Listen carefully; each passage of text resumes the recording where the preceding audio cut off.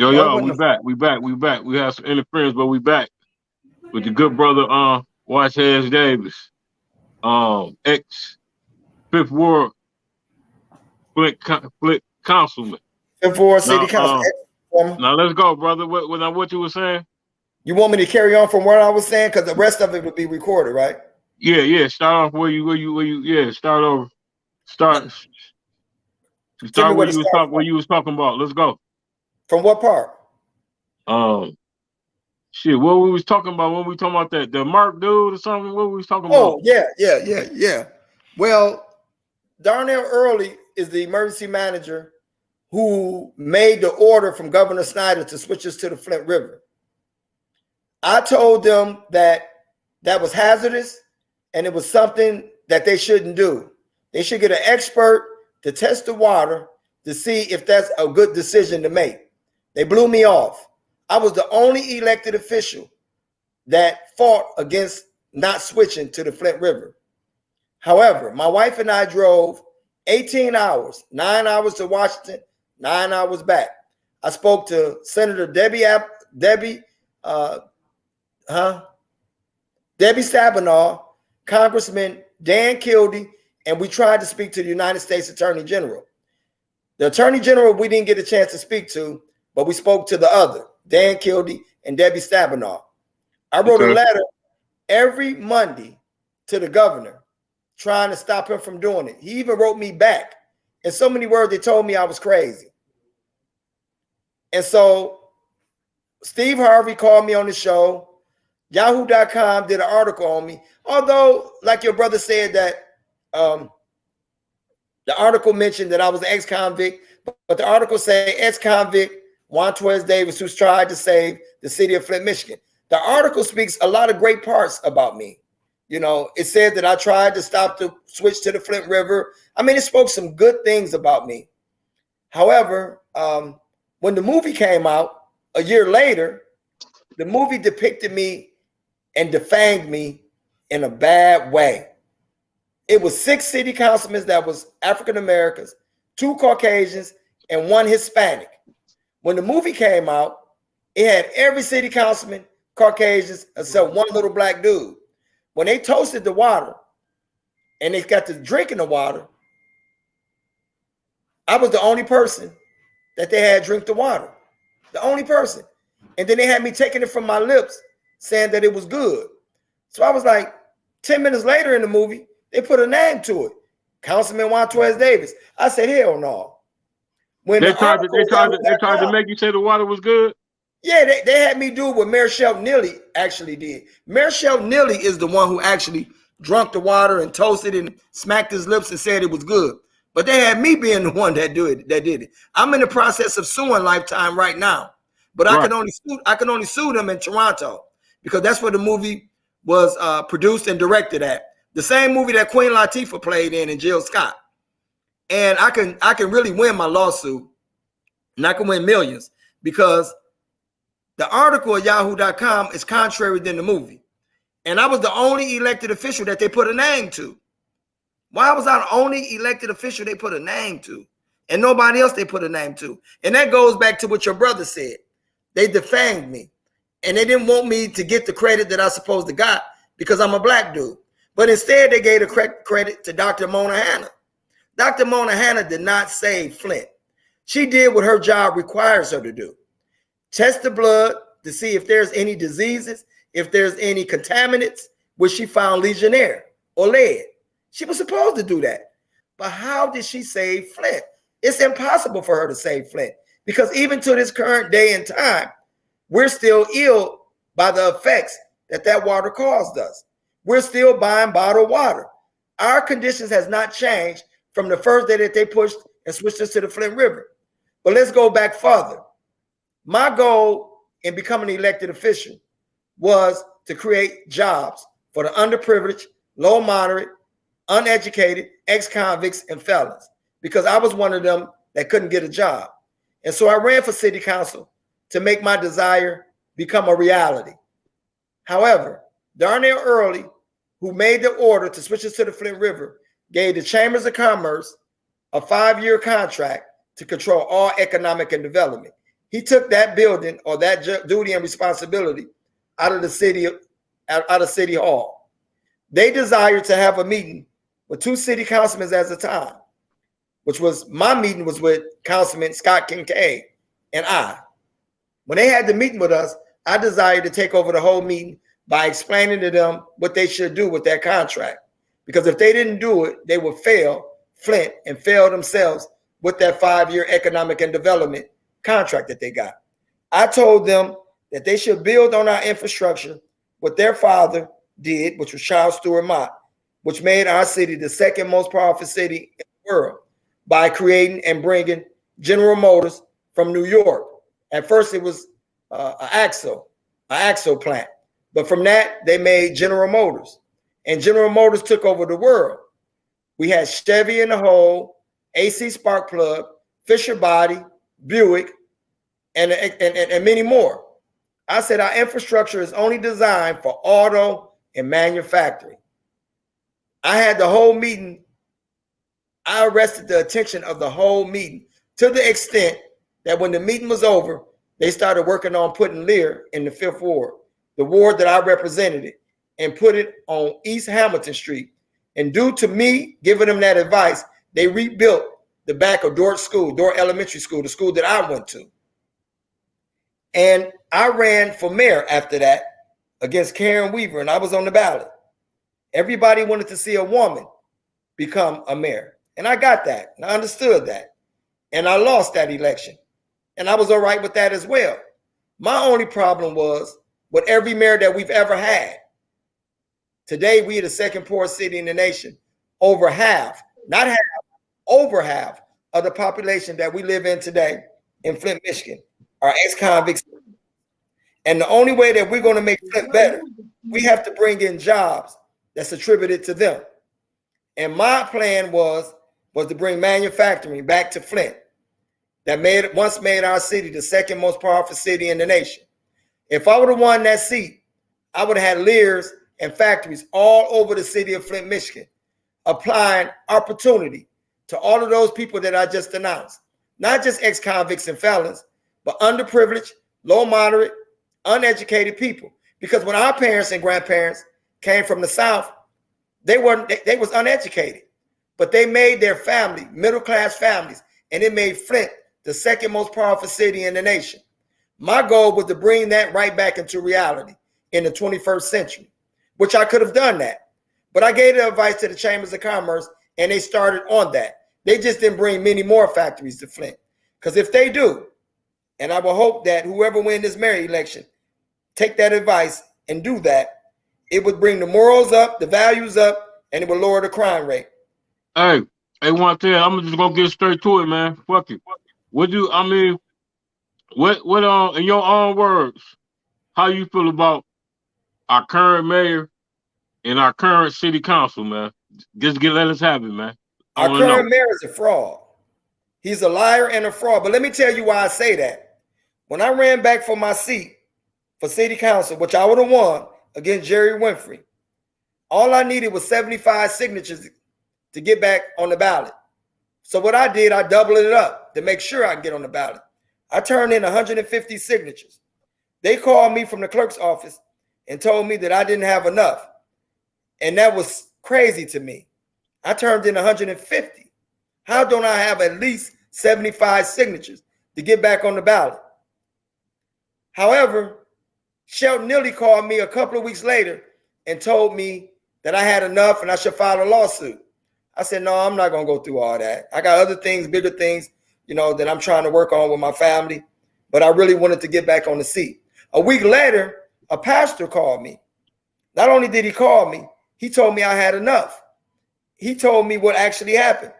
That Mayor Shelton Neely went to Clerk Arnez and tried to get Arnez to throw some of my signatures away. She wouldn't do it.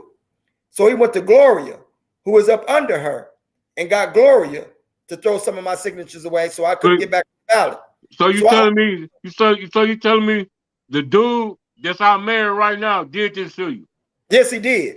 And let me confirm and tell you where I drew that inference from. I seen Mayor Shelton Neely at my family-in-law homecoming. And so I walked to Mayor Shelton Neely, and I asked him, is that true? And I was cordial, I was polite, and I asked him in a polite way, Mayor Shelton Neely, did you do that to me? Instead of him saying no, which was an easy thing to say, he asked me, was I checking him? I said, Mayor Shelton Neely, I'm not checking you. I just want to know the things that I heard, is it true? Because the pastor said that he would take a lie detector test if I needed him to prove to me that Shelton did that. I said, well, we ain't got to go that far. I'm just going to ask Mel Shelton Neely when I see him. So I asked him again, and he said, again, are you checking me? So you know what I did? I started checking his ass. Because at now time, did you say no? You just asked me twice, am I checking you? Which means that you actually did it. After you called me and told me that I had enough. To me, I think he told me I had enough to divert it from him, because he must have knew that the word was out that he did that to me. So in order to divert that from him, he called me and tried to tell me I had enough. Because apparently he must have put my signatures that he had thrown out, he put them back in the equation, because the word was already thrown out here that he did it to me. He heard about it before I did. So he put my signatures back in the equation and told me I should file a lawsuit in order to prove that I had enough signatures. So I guess it was enough signatures, because you didn't put them signatures back into the pile. So that when I filed a lawsuit, it's going to show that I actually did have enough signatures. That goes back to the video that you showed. And I always use this word, deceptive intelligence. So he intellectually tried to deceive me, but then he brought the deception back into a reality by putting the signatures back in the pile, so that when I do the lawsuit, the signatures are there. Do you get what I'm saying? Yeah, I get exactly what you're saying. So I consider him to be a fraud and a liar. Not only did he lie about that, he lied about his education. He lied about his degrees. So my thing is, if you lying about things that are innocent and so minute, I can imagine the things you've lied about that are detrimental to society. And so I make a stance on telling the people who are listening to not vote for him in office again. He has an envious and a jealous spirit. To me, those are demons, I consider, because it was no way possible that he should have tainted the election, that I couldn't have got back on the ballot, which I would have won. I think he was envious and jealous of me because I did something that no elected official has done in over 50 years besides Mayor Charles Stewart Mott. I didn't do what he did at a greater level, but I did bring 600 to 800 jobs into the Fifth Ward that no elected official has done in over 50 years, which means, and he thought that I would run for mayor against him once I get back in my seat. I didn't do it just for myself, because I told people, if I win the mayor seat, that's over $100,000 a year, I would give half of my pay to pay people water bills every year. That's small, but I would have did it because I didn't care about the money. I cared about the legacy, and I cared about changing the impact that was crippling our city and the people in our city. See, I never cared about the title. I cared about making things right, because I believe that's why God blessed me to get it, to become a politician. See, what people don't understand, especially Christians, they talk about a lot about Paul and Timothy. Paul is the one that says faith is the substance of things hoped for and the evidence of things not seen. That's Paul's statement. But they never talk about who Paul was before he became Paul. Paul's name was Saul, and Saul was a notorious killer. He killed everything he saw in sight. See, today we call them hitmans. That's what Paul was. He even tried to kill Jesus, but he couldn't get Jesus because God was protecting Jesus. However, Saul became Paul, and he became one of the best followers of God and Jesus. That nobody talks about that no more. Christians and pastors don't even talk about Saul. They talk a lot about Paul. So I feel this way, just my analysis. If I would have been a drug dealer, a robber, or anything above a convicted murderer, God couldn't have used me as a tool of inspiration, hope, and motivation. So God went down and chose the lowest of the low, because you can't go no lower than a murderer. You can't go no lower than a murderer. He chose me to become a figure of inspiration, hope, and motivation. Because what my story entails is if I can raise a convicted murderer and put them in a position of hope, determination, and inspiration, you don't necessarily have to go to prison to become something of great significance. You can change from your ways today and become something greater tomorrow. But because many people become victims of their circumstances. You got drug heads, you got abusers, you got every impropriety that you can name, and they become victims of that impropriety, of those improprieties. Me, on the other hand, I show them that although you made a mistake today, you can make those mistakes better tomorrow. And what they do when they make those mistakes, they become victims of those mistakes.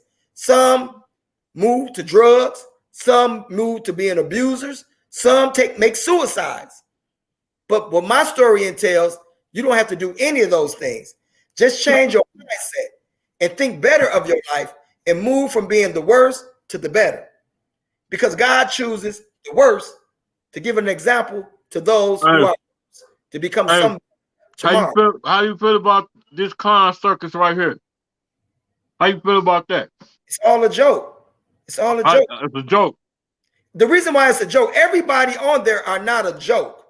No. But if the mass majority is a joke, it makes everybody a joke. Because only thing it takes is 5 city councils to approve an ordinance. But 5 city councils don't approve an ordinance, it don't become law. All 9 of them are legislators.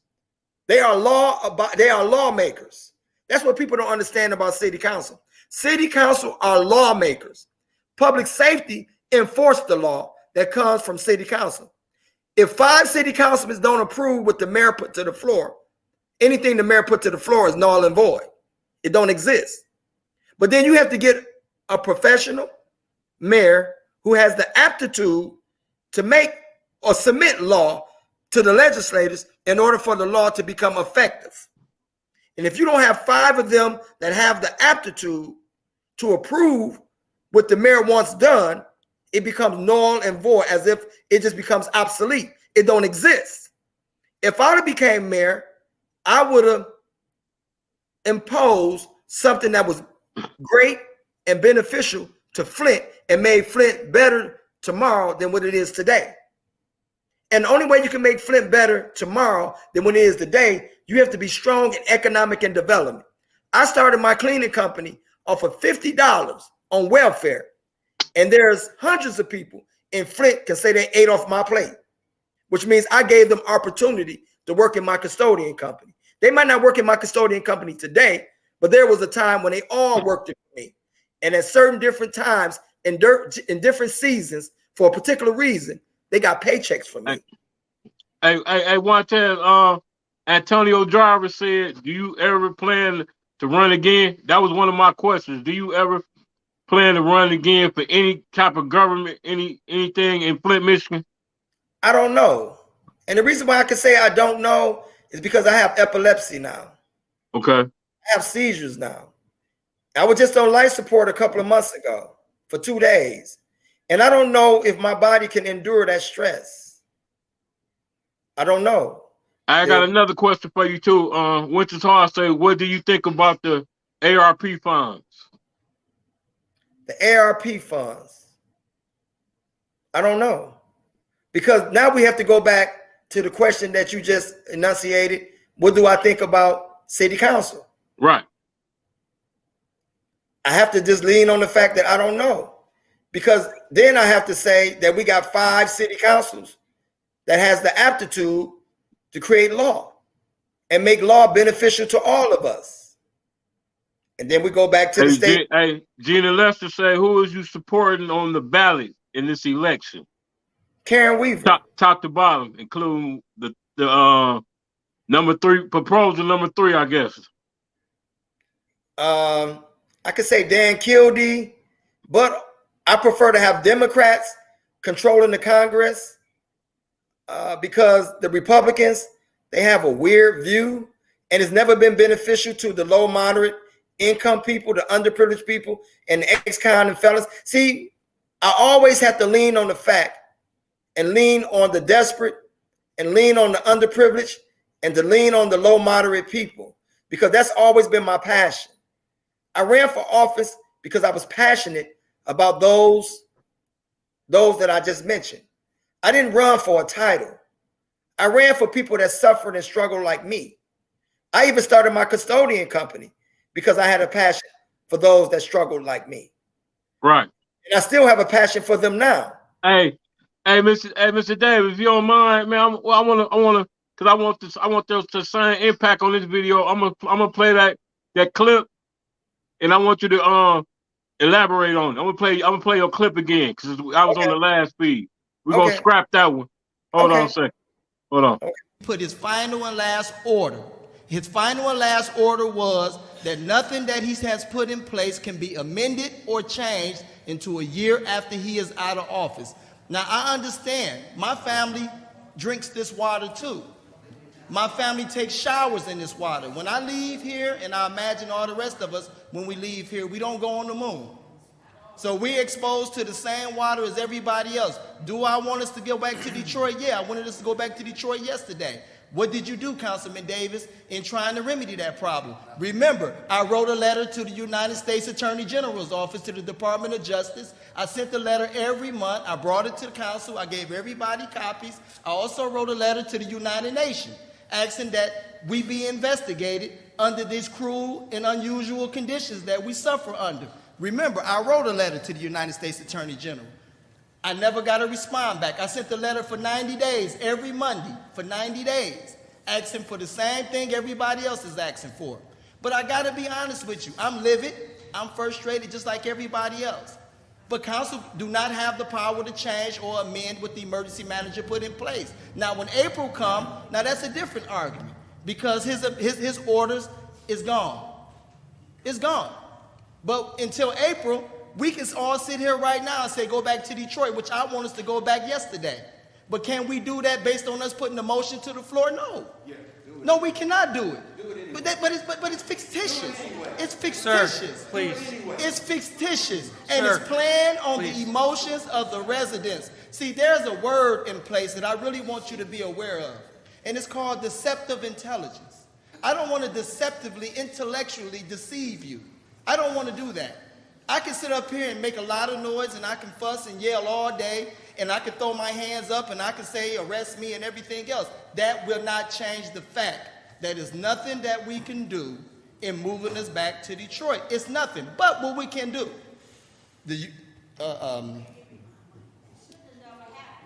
what is that? What's the universal?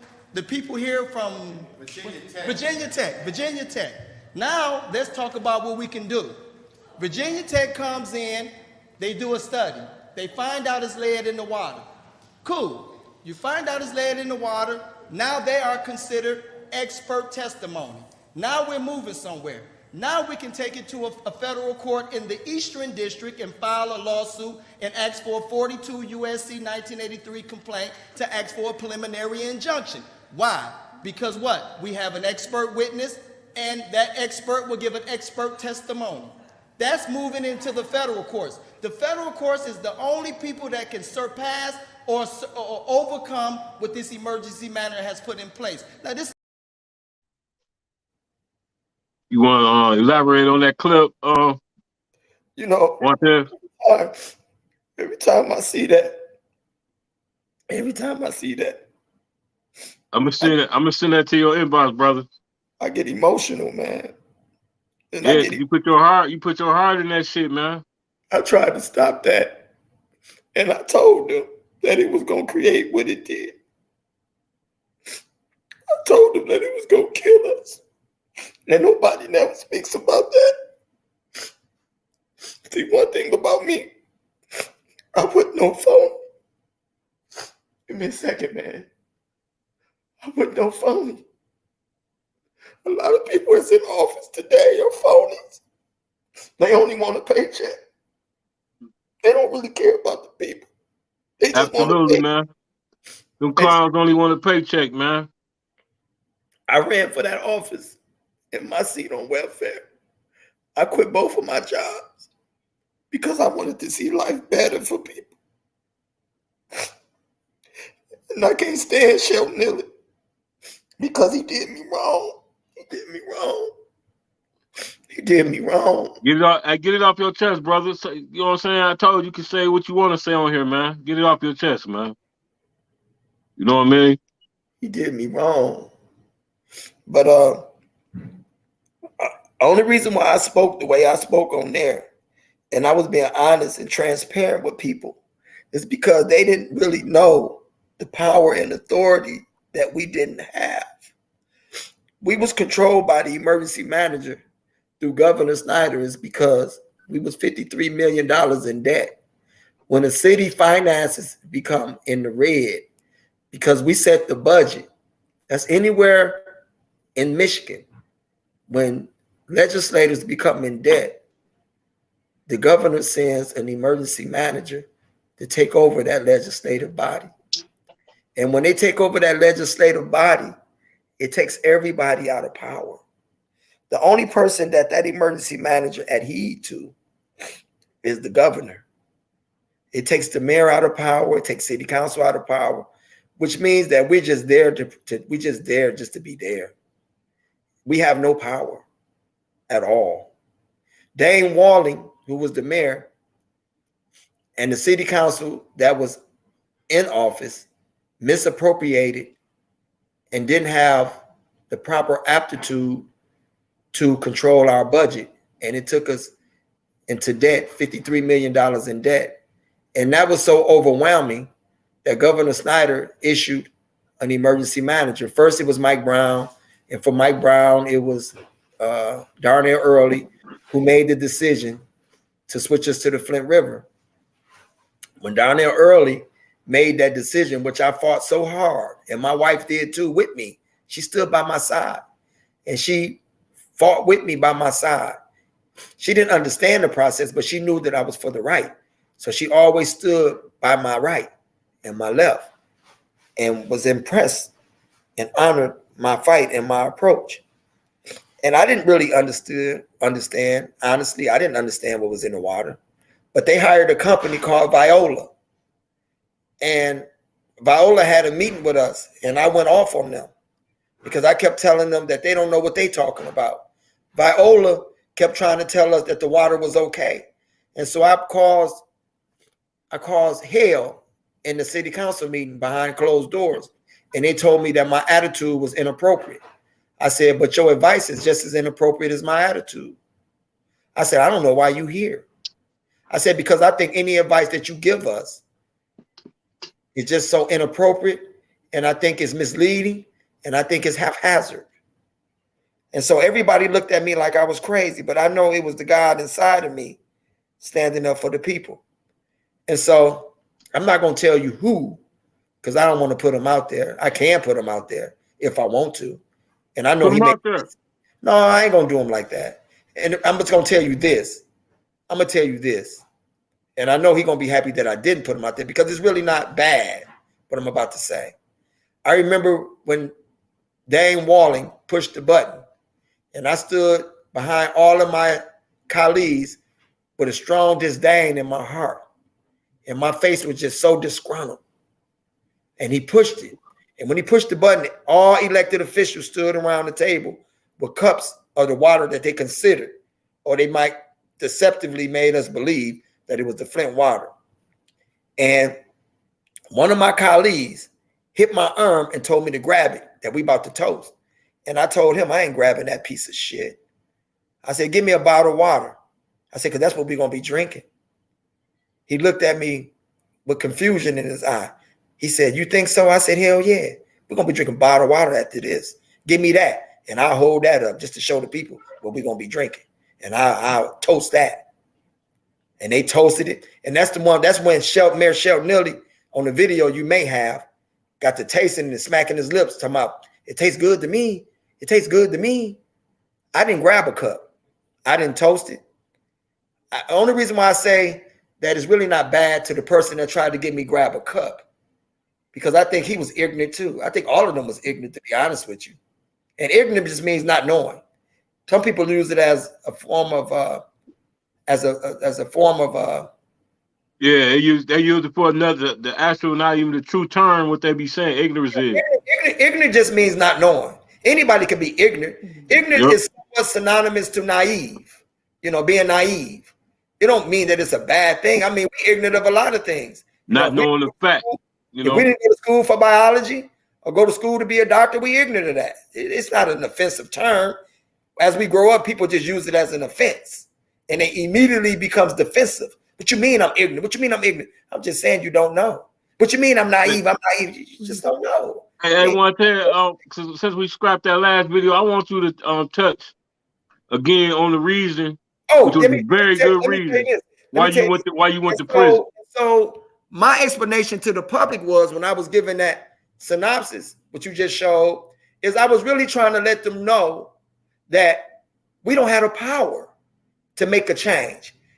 We don't have the power to say we go back to Flint today or tomorrow. That order was only coming from the emergency manager, and that order can only be changed from the emergency manager or the governor, which was Rick Snyder. And I wanted them to let them know that I didn't want to deceive. That's why I used the word fictitious. And I didn't want them to know that we can make a difference today.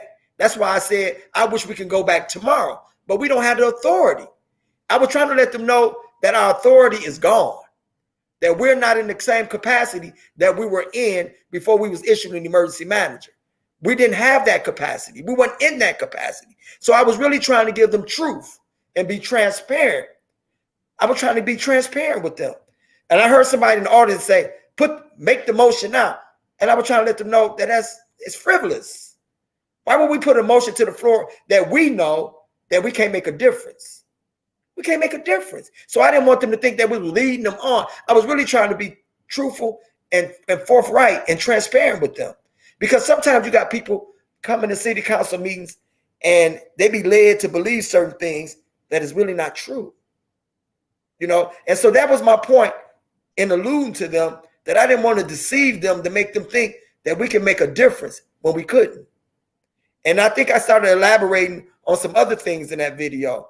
I think I said 1943 USC. Well, 1943 is only for prison. But I did make a statement on what they could do, which means get an expert witness. And from the expert witness, we could take it to the federal court with that expert testimony. But they did that. And then that's entailed the $680 or whatever million that they initially got. And that's why you had a lot of these poverty pimp attorneys jumping on the bandwagon. See, I call them poverty pimps because they knew that they was going to get a third, which really it did. It made a lot of attorneys rich who got their money, but Flint hasn't got their money yet. Right. I'm not meaning all of the attorneys. So if they listen to this, I'm not saying all of you. So you can make a difference if I'm talking about you or not. You can distinguish if I'm talking about you or not, if there are any attorneys is listening to this. But so I'm going to use it in a general term. You make the distinction if I'm talking about you or not, if there's any attorneys that's listening to this podcast. But there was a lot of poverty pimp attorneys, who wanted to get a third because they knew they was going to get a third. And the reason why they knew they was going to get a third is because they had expert testimony telling them that we shouldn't have went. And we had a lot of expert testimony saying that children was ill effect. And we had a lot of expert testimony saying that children died from this, which means there had to be some recourse and there had to be some compensation had to be given from all of this. They could not have sent us to the Flint River with impunity after everybody was ill effect. And impunity means they could not make these send us to the Flint River and nobody serve or have to serve consequences from this. That's what impunity means. Impunity means that I punch you and I do it without being punished. I kill you and not doing that without being punished. I can't do that with impunity, which means I can't do that and not be punished. That's what. And so the attorneys knew that they couldn't have did all that they did with impunity. They knew that. So they became poverty pimps and they all jumped on the lawsuit knowing that they would get a third of that $600-some million. And I call them poverty pimps. So if any attorneys listening to this, you make it if you was a poverty pimp or not, because I didn't mention no names and I didn't say you was a poverty pimp. You distinguish if I'm talking about you. Right. And in your heart, you know if you was a poverty pimp or not. Right. You make that analysis. You distinguish that. I'm talking to the attorneys. You make that analysis. and you determine if I'm talking to you. Because Hey, in your heart, if you was a poverty pimp, you know I'm talking about you. If you wasn't a poverty pimp, then you distinguish yourself from them. On you to do it. I didn't say you was. You distinguish if I'm talking to you or not. But there was a lot of poverty pimp attorneys that got on this lawsuit. But the killing thing about it is nobody never. hell no, brother. He ain't no goddamn Quincy. How you gonna remind you? What he Boy, say? you funny. You funny as hell, Brenda boy. What he say? Miss Brenda boy said he remind me of Quincy. I Quincy, don't I guess remind you that's of that. nothing like that. Nah, I ain't none of I that. don't agree with you on that one. I don't agree with you either because I'm gonna just say this, and I say this explicitly. I don't remind you of no Quincy or no Eric. I don't want to be labeled as none of them, especially not Quincy. Now you can make the Man, decision. You and distinguish what I mean by that. But I that's a really don't bold, want that to was get a in the fence. bold one right there. Say Uh, Quincy. I that said was an that's a offense. bold one right there Brenda, talking that was about an Quincy. offense. That was an offense. Now I like some of Hey, his arguments, but don't compare me with Quincy. I ain't none of hey, that. Wantaz, I want you to do this, brother, because we had to scrap the last video. I want you to explain to the people exactly what you went to prison for, man. Which was Well, I only did the exact same thing, man.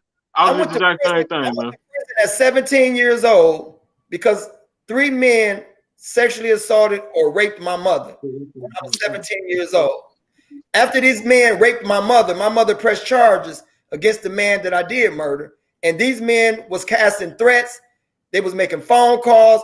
My mother ran into exile, which means my mother ran into hiding so that these men wouldn't do nothing to her.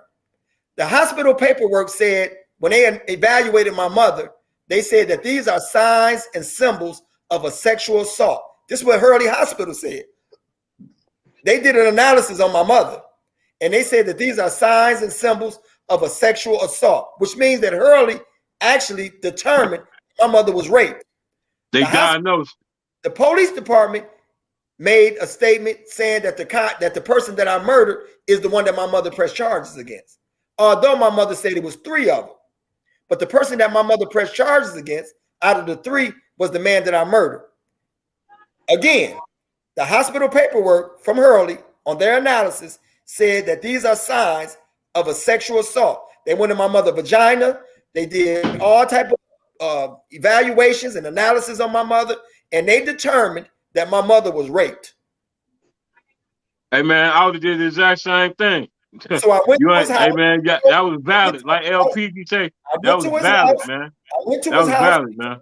I went to his house when he told me he lived there. I gave it to him. I shot him in the head, face, and everywhere else because he told me he lived there. My mother said the men that did it lived there. When he told me he lived there, I went and knocked at his door. When he told me he lived there, I gave it to him. You know, and they got to making calls, threatening my mother, and my mother ran into exile, which means she went into hiding so that these men threats wouldn't become a reality. My mother called me every night and wouldn't tell me where she was at. Until one day I had hit with this epiphany that my mother got to be over here. And where she was at was hiding in her boyfriend's basement. And I drove my motorcycle over there and I told my mother, after the day, you ain't never got to worry about hiding no more. When that night came, I went to his house, I knocked at his door. When he told me he lived there, I gave it to him.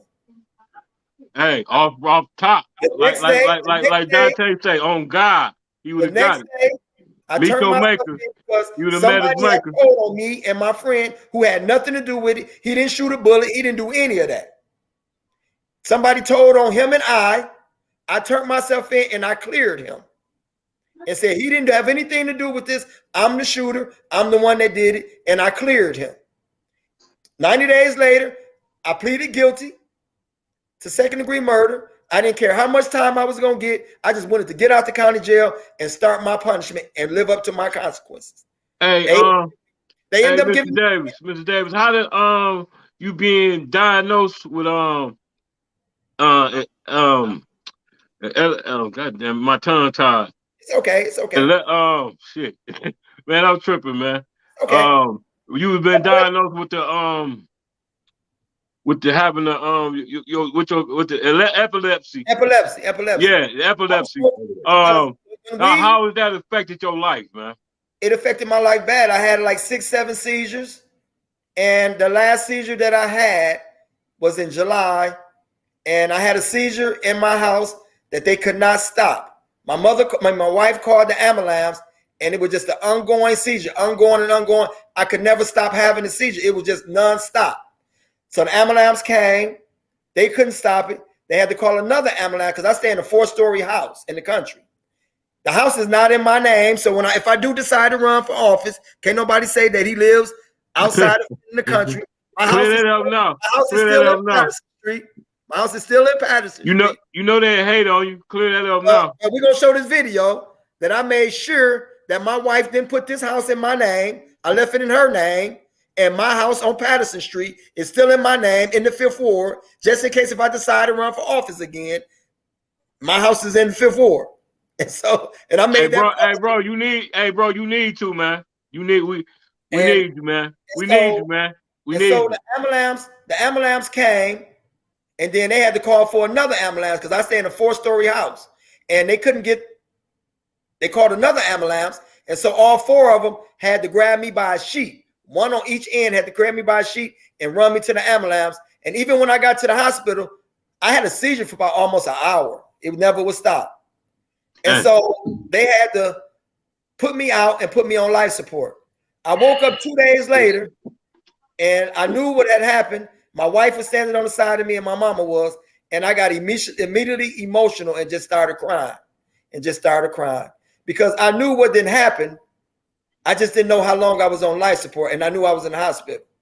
And the rest, so today I take 9 pills a day. Hey, God ain't done with you yet, brother.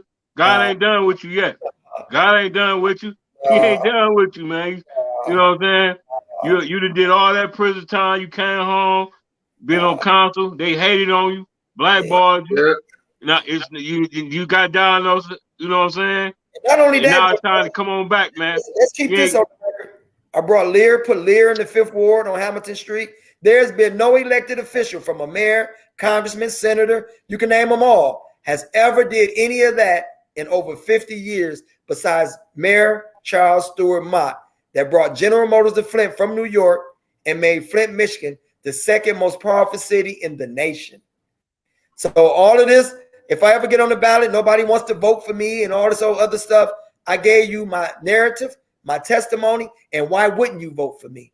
I did more than Karen Weaver, more than Nilly, more than Dan Kildee, more than Debbie Stabenow, more than all these elected officials that they didn't went to the polls and voted for. When I brought them 600 and 800 jobs on 5th Ward in my ward, I did more than any one of them when I tried to stop them from going to the Flint River. I did more than any of them on everything I did when I was in office.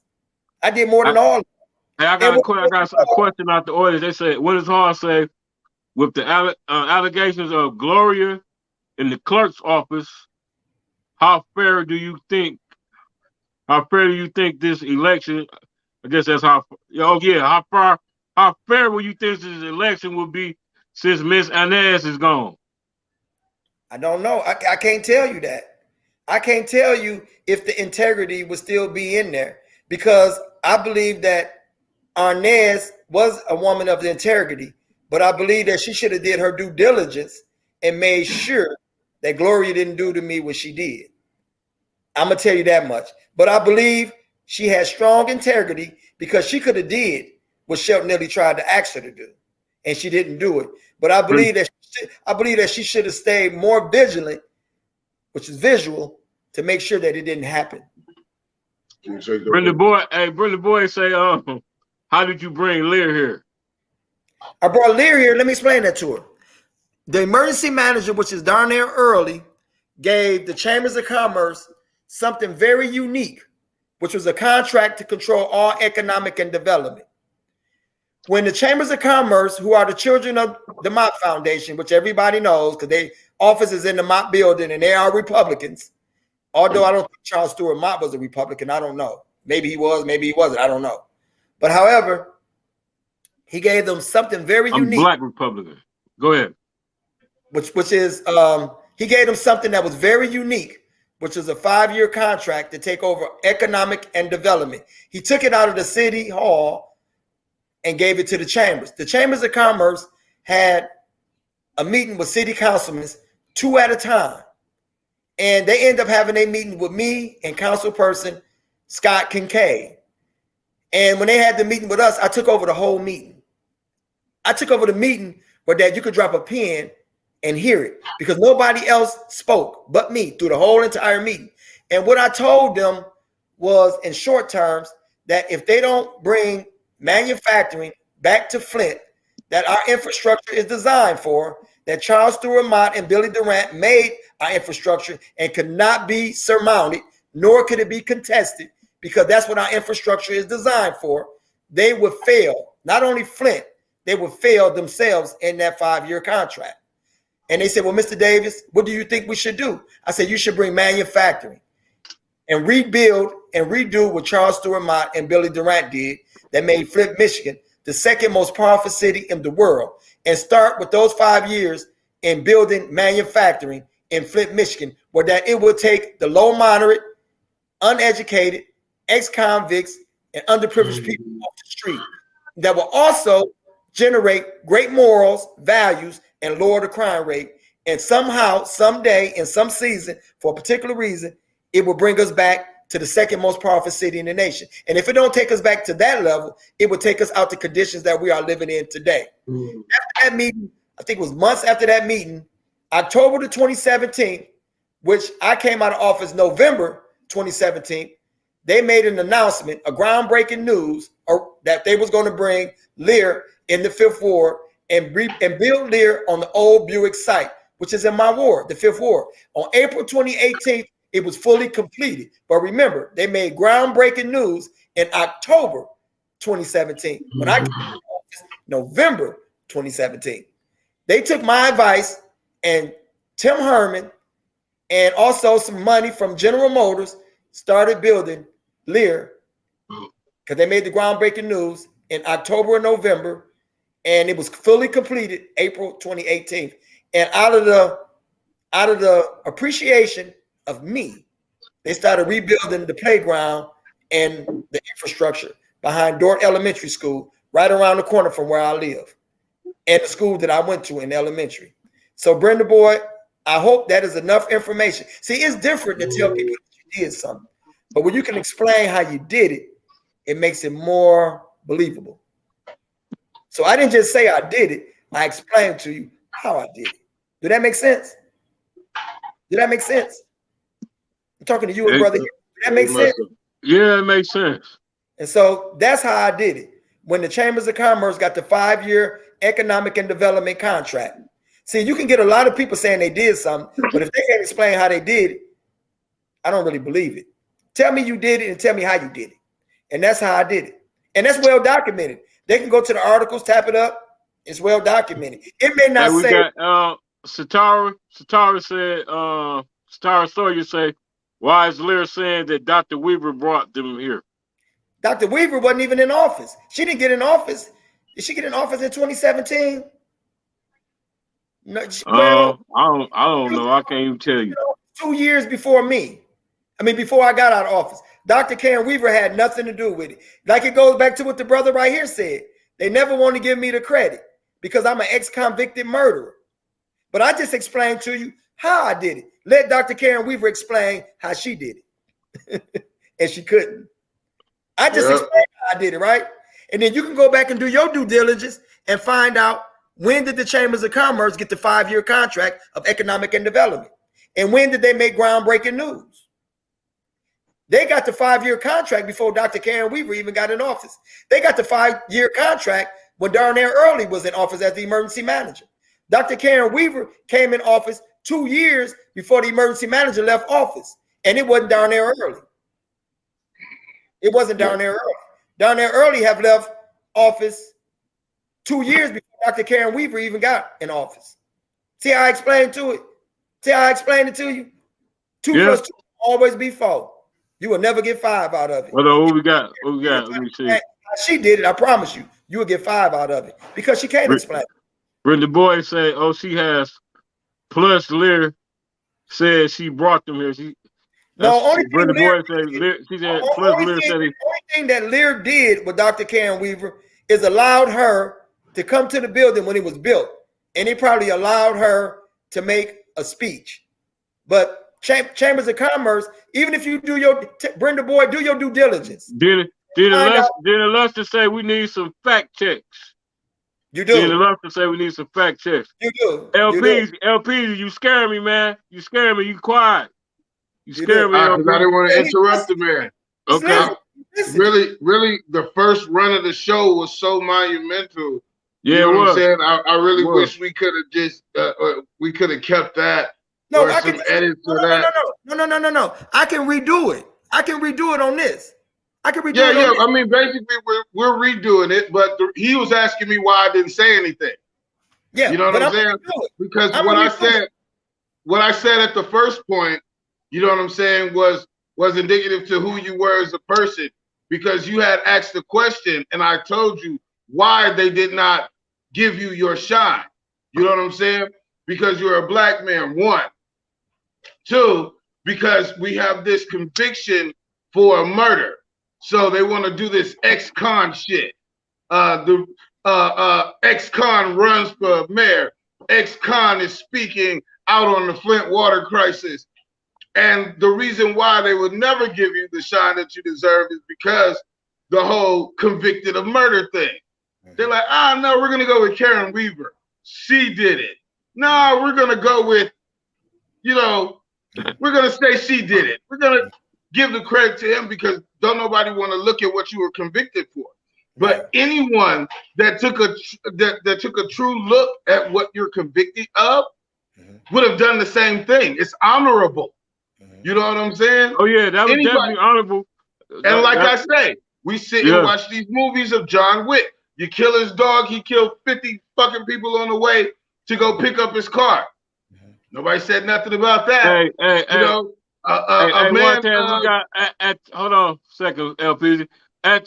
Antonio Driver says, do you think Weaver is best for the city or just the better choice? The better choice. Okay. The better choice. Okay. And what I'm saying is the better choice is both of them was in office. They came in office with the conditions the way the conditions was, and they left office in the conditions that the conditions is today. They never made a difference. They never made a change. And so you have to look at that. If I'm in office and if I'm in a relationship and me and my wife went together for 10 years on welfare, and we've been together for 10 years and we still on welfare, what does that say about me? If me and my wife started off 10 years ago on welfare and we've been married 11 years and we still on welfare, what does that say about me? What does that say about me? You either did not advance or you became too comfortable. One or the other still didn't make a difference. Right. At some point, you have to be better than what you are today, and you have to be better tomorrow than what you are today. Life is a consistent change. It's a consistent change. You got to grow like the flower. You put a seed in the ground, it grows. It don't remain to be a seed, it grows. That tree at some point was a seed. Over the years, it became a tree. A fruit is only known by the tree that it bears. A tree is only known by the fruit. You know what I mean? You know what I mean? Yeah. Hey, let's ask some of these questions. Gina Luster said, did he vote with Councilman Mays with the subpoena for Rick Snyder and others? No. Well, I did. But not only did I do that, I wrote Snyder a letter. And Snyder wrote me back like I was crazy. And I was the only elected official that tried to stop the water crisis. I'm not saying nothing bad about Eric Mays. I just think they all was ignorant at this time because Eric Mays believed that we should go to the Flint River at that time. He felt that we should have went to the Flint River and bottled it up and sold it like Amway. You know I'm not lying to you because I don't know. Hold on. Not my boy Eric Mays. Yeah, he did what now? He felt that we should have bottled it up and sold it like Amway. And I mean this. I don't say that. Come on, Flint water? Yeah. And I'm not saying, see, I'm being honest and truth and transparent with you guys. I'm not saying that he knew that the water was bold. I'm just saying that was his narrative.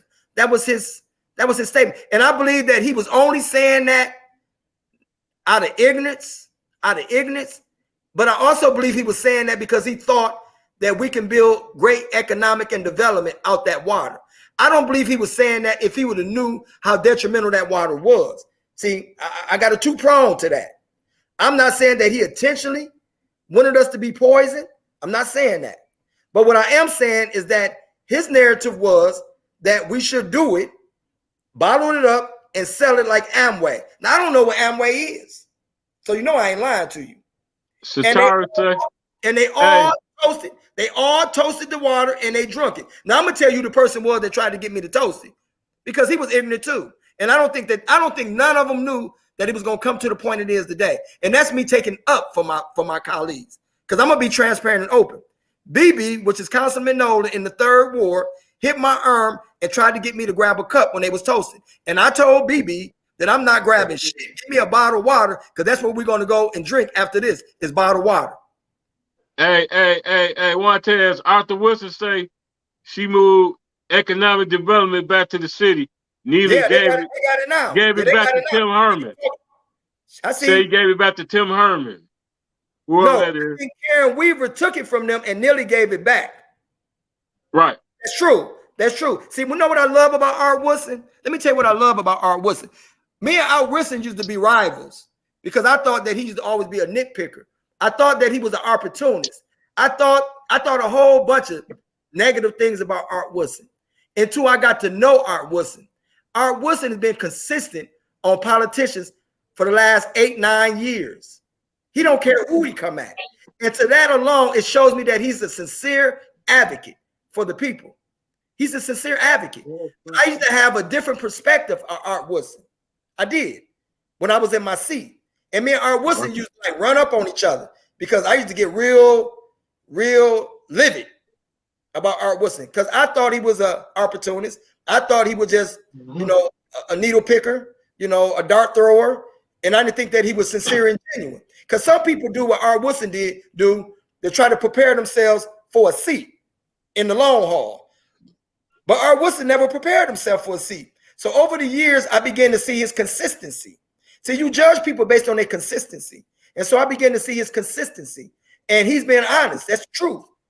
Karen Weaver took that economic and development plan contract from them and nearly gave it back to them.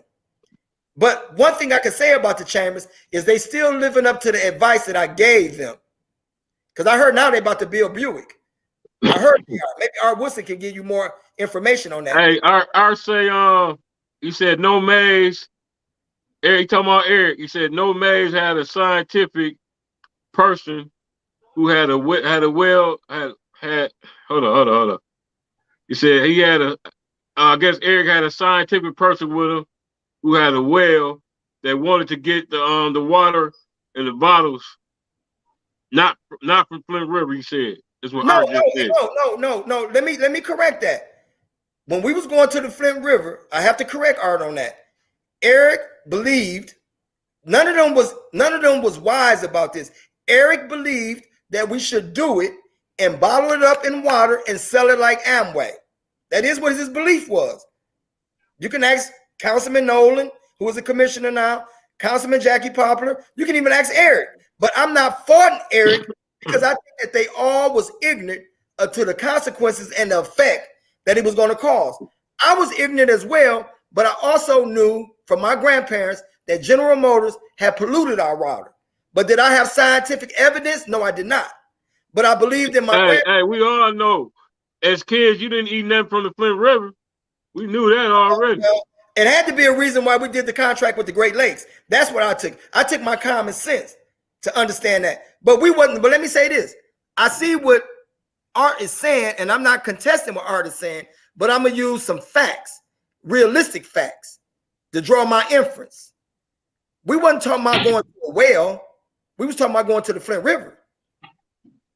And what the city did is try to confirm that it was all right. They went to Viola, and they hired a company called Viola to really give us a stronger evidence of why we should do it. But I went off on Viola because I told Viola in the meeting that you're a fraud. And I said, I don't know why y'all got them in this table with us, trying to confirm to us that this is the right thing to do. When I knew it wasn't the right thing to do, and I felt that they was a fraud, and they just trying to get money out the city to give us a false analysis on what we should do. And Art has to agree with that. He wasn't in the meeting with us. That was a backdoor meeting. Art said everybody knew it. Hold up. What did he say? Hold on. Art said everybody knew, but Mayor Nickelbag Neely. That's what he said. Okay. Oh, my wife just told me this. My wife just stood at the back of the step and said, Wani, because I lost my memory due to my epilepsy. My wife said, say it again. I did a study on Viola, and I found out that they had a lot of lawsuits on them for giving bad diagnosis and analysis on safe drinking water. So that's the reason I went off on them in the meeting. And I told Darnell early, I don't know why you hired this company, because I seen a lot of lawsuits on them for giving bad diagnosis and making bad analysis on safe, clean water. She just reminded me of that. So that is why I went off on Viola. But everybody, and I have to be honest with you, I'm not going against Eric. I'm not saying casting aspersions against Eric, but his statement was, and I know it was due out of his ignorance. So I'm gonna let Eric know it was due out of your ignorance. Ignorance only means not knowing. You know, we all don't know everything. People give us more credit than we deserve. Eric is smart. He's very smart. I'm not denying that. But we're not smart about everything, including myself. So I don't want Eric to know that I'm casting aspersions against, because I'm not, Eric. I'm not. I just think none of you guys knew that this was going to happen. And I think that Eric made that statement due to trying to build our economics, that we can get money out of this. Instead of us have everybody going to the Flint River, we can bottle it up and sell it like Amway. So you know I ain't making that up. That's why I'm getting the word Amway. You can't make that up, right? Amway. Am I right? You can't make that up. I'm looking at you, brother, and looking at him. Am I right? How can I come up with that about Amway? Right? That was his statement. We can bottle it up and sell bottled water like Amway. That's what he used to say. Hey, what does Hall say? Why is Neely a no for you, brother? Neely is a no to me is because he's a habitual liar. He intellectually deceived people. He has an envious and a jealous spirit. And if he lied about his degrees and what school he went to, which is so minute, you ain't even have to tell people about what school you went to. You didn't have to tell people that you had a degree. See, sometimes information is not warranted. Sometimes it's not warranted. What you have to tell us that for? We didn't ask you for that. Just say you went to school. You worked for Channel 12 News for a amount of years. I didn't have an education when I got on city council. I had a degree. And if they would have asked me, I would say I educated myself in prison. I couldn't read when I went to prison. I would have said that. I didn't get on there trying to be all pompous and bougie, telling people I got these degrees and I went to here and I went to Stanford and I went to Harvard. If people would have asked me, where did you get your education from? I got it from prison. When you went to prison, could you read? No. Did you teach yourself how to read in prison? Yes. Are you educated now? Yes. Can you comprehend now? Yes. But I want to win this. Excuse me, brother. I want to give you something. I want to give you something else because I gave you the 48 laws of power. You know what I'm saying? You did. Yep. So with that being said, prison did not educate you. Well, I mean, you are self-educated. You are self-educated. Yes, anybody asks you, you are self-educated. Prison educated me, goddammit. It's more power in being self-educated than being taught by someone. Yeah, that's what I meant to say. I'm glad you corrected it. That's what I meant to say. I self-educated myself in prison. Self-education is absolutely correct. Self-education is more powerful than formal education. People believe, see, formal education is just a certificate to say that you can get by in life. That's the only thing, and it means it's limited education. See, me, I'm the Michael Jordan of life. Michael Jordan, Kobe Bryant, and LeBron James, I become known. They are great. Isaiah Thomas, and name all the other basketball players, they are good. See, great and good are two different things. Michael Jordan, LeBron James, Kobe Bryant, they're great. And the reason why they're great, because they can play every position. See, me, I'm the Kobe Bryant, I'm the LeBron, I'm the Michael Jordan of life. Why? Because I can touch every facet of life, from the poor to the struggling to the political to whatever life you want to call. I'm all of that. Why? Because I've lived all of that. and I can touch all of that. That's what makes me all of that. But do I know everything? No, I don't. Hey, Gina Lester said she was a part of the Viola profit sharing meeting. They had multiple lawsuits all around the world. Ask her, was she in the meeting? Ask her, was she in the meeting when I went off on her? She can hear you. Was you in the meeting, Gina, when I went off on them and I asked them, why are you here?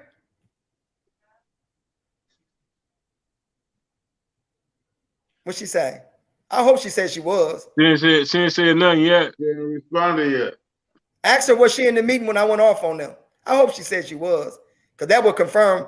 Because my wife said you went off on them because you said that you did a study on them and you found out that they had lawsuits in different many places because they gave bad diagnosis and analysis of safe and clean drinking water. And I did. And I also even showed the paper. I pulled the paper up on them. I said, y'all got lawsuits on y'all everywhere. Why are you here? So you can give a bad analysis on us, and then eventually they got sued with us. Hey man, so I want to do something right quick. I want to do something right quick. Hold on.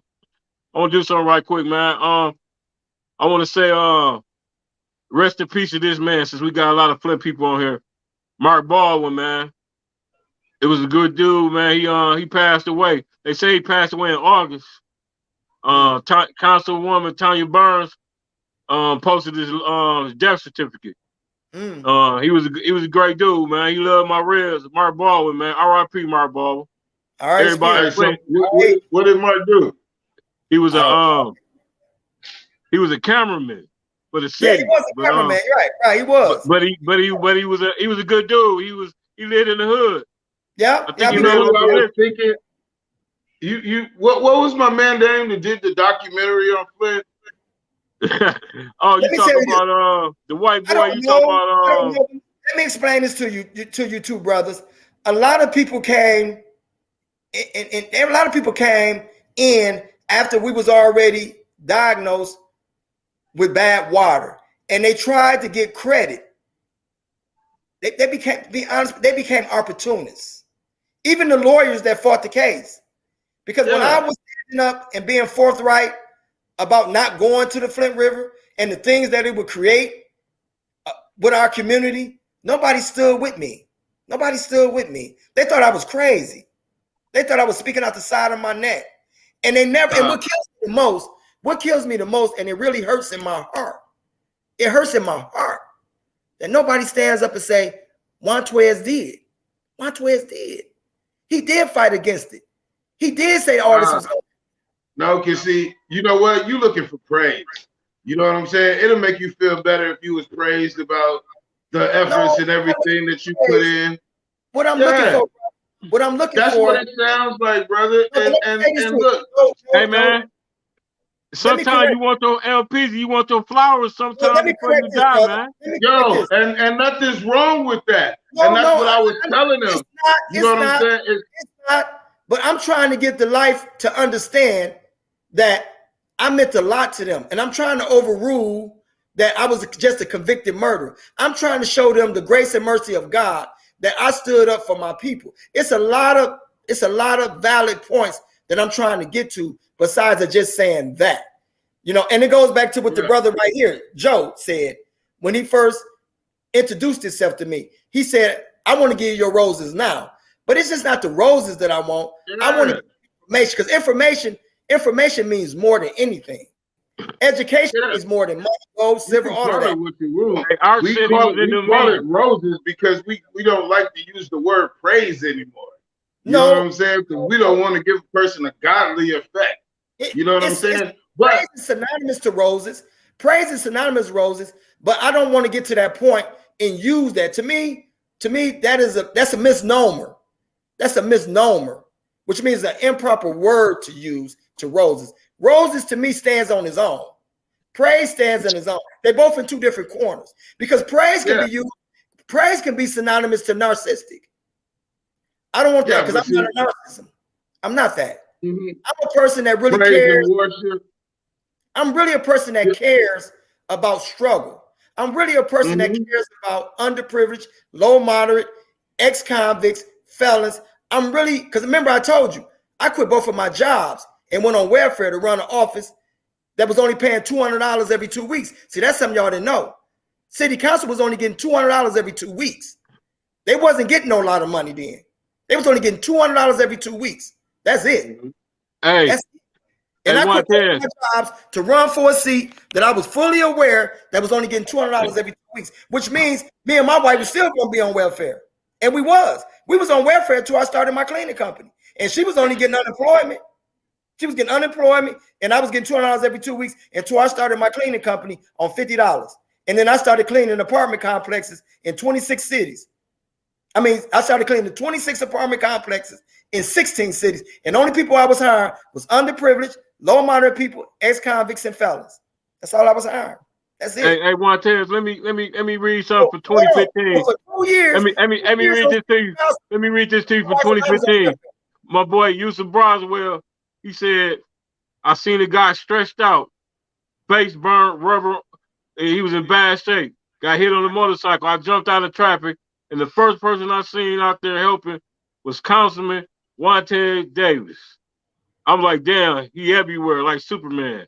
I'm telling you, some of you fake wannabe ass community leaders about to have several fucking seats. This ain't some shit you do once a week. Shouts out to Wantaz. I see you everywhere. Guy. That's my guy. I see you everywhere. I know. You all about taking care of this raggedy ass community. Hats off to you, Councilman. Motherfuckers out here don't care. You know what I'm saying? Hey, he gave your flowers back in 15. That's my guy. That's my guy. But I see the counter, right? I want to show you. You got some people pulling for you, man. Everybody don't hate us. You know what I mean? See the counter? 111. 111 on the counter. I love Yusuf Broswell. I love Yusuf from the bottom of my heart. We may not see each other all the time. We don't. But I always have him in the bottom of my heart because he's always been a real dude, and he'll call it for what it is. He ain't gonna. Let me tell you something about Yusuf right quick. Yusuf the reason why I'm an original water warrior. I seen Yusuf passing all that damn water and shit. Him and Team A10, and I was like, I you know what I'm saying? I was fresh off parole in 14, 15, and I followed suit. Everything he did, I did. Every time he had a water drive, I had one. Yeah. You know what I'm saying? And Yusuf did so much for this raggedy ass city, like he say. He did. He felt like he kind of felt like you. He didn't get his role. He just disappeared, bro. Yep, Yusuf did a lot for this city, man. Yeah, he did. He did a lot. And he cared. He did a lot. And he cared. And that's my guy, man. That's my guy. He did a lot. He did a lot. Him and his wife. His wife. They both cared. Yeah. You know. And I give salute to Yusuf. I salute because Yusuf helped me. Like he said, wherever he was at, I showed up. So he was in the same places I was in. And we was like, damn, you everywhere. I'm like, damn, I'm everywhere, you everywhere, And so I give salute. But I don't want him, your brother, because I like him too, to make, I don't want praises because that's a misnomer. I just want my roses. Because at the end of the day, you got to remember, we all living on borrowed time. We all living on borrowed time. Oh, and yeah, we don't know the day of the hour, Only thing you're going to leave, I want y'all to hear this. Only thing you're going to leave behind when our flesh go back to the earth, because we all made out of dirt. We all made out of dirt.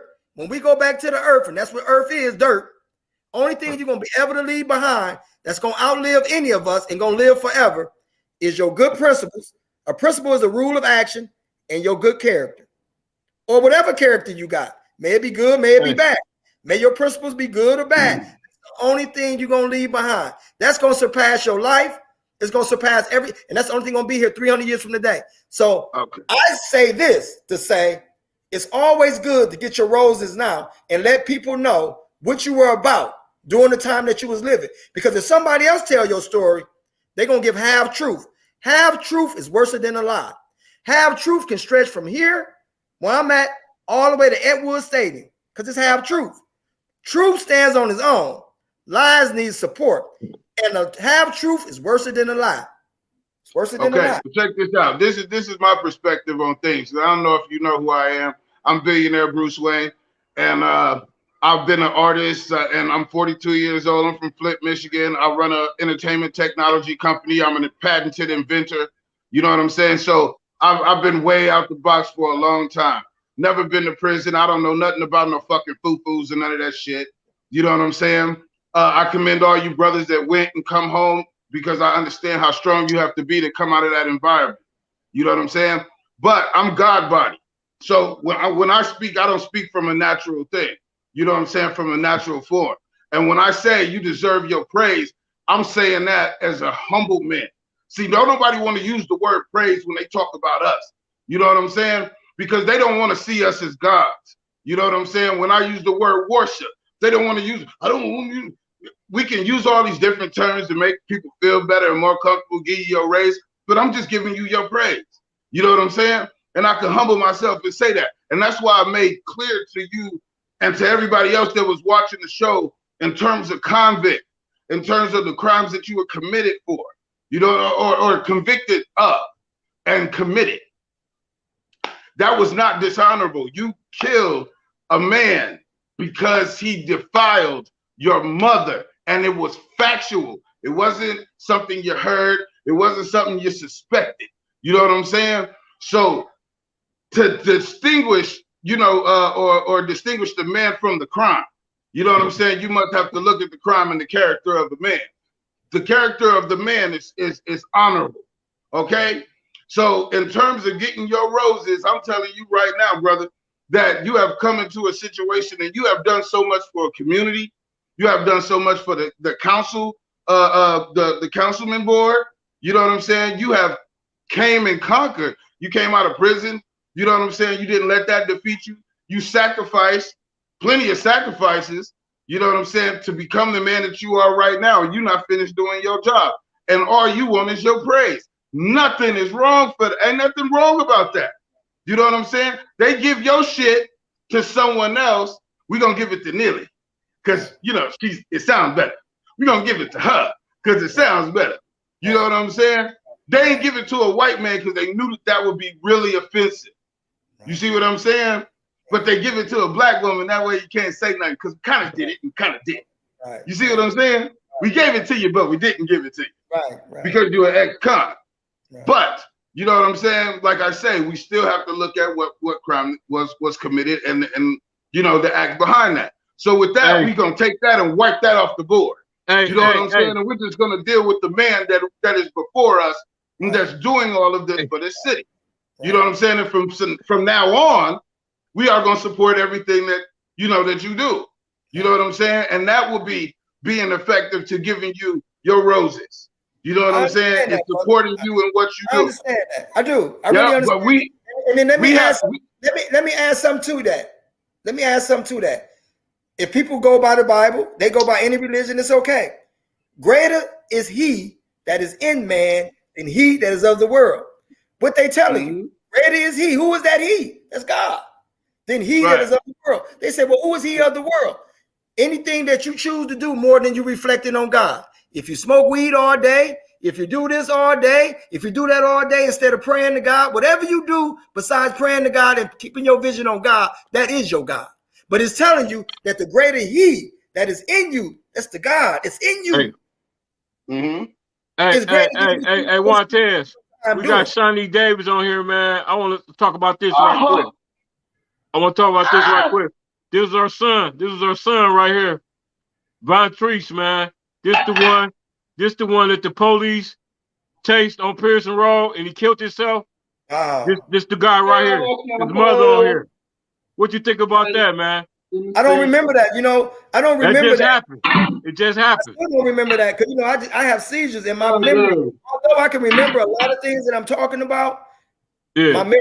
I was trying to play the juice. Well, let me fill you in on it. This young man was leaving a club, and the police was harassing him. And anyway, they went on a high-speed chase. You know, the police don't supposed to even chase people. They don't. And he drove across the line or whatever, and he passed away, man. You know what I mean? This happened about 3 weeks ago, man. Right on Pearson Road. His family should be suing. Is his family father? Is his family suing? She on here. She can hear you. Do they got? Did they hire that black brother with a boy head brother? What? Who is he hiring? One that always goes around and take those. Stephanie, what's his name? Shawnee Davis. She said everyone knows they killed my son. She talking about the Flint Police Department. Should reach out to that brother, that boy head brother. They be taking the boy head brother that had that one case where they brutalized and beat the police brutalized and beat him down and killed him. Is it who Ben Crump? Who? Belinda Love said Ben Crump. No, this guy out of town. He comes to you. What's his name, Stephanie? The brother that takes everybody cases. The boy head dark. It gotta be Ben Crump. It gotta be Ben Crump. Yeah, yeah. You need to reach out to the number one token. He the number one token nigga. But he get the job done. Maybe he get the job done. Win those cases though. He win them cases. Oh yeah, he get the job done. Shawnee, we gotta get with Ben Crump. We gotta get with Ben Crump. She do. If she looking for compensation and winning for her son's death, I would get with Ben Crump. I mean, you know. Hey, Ben Crump wins those cases.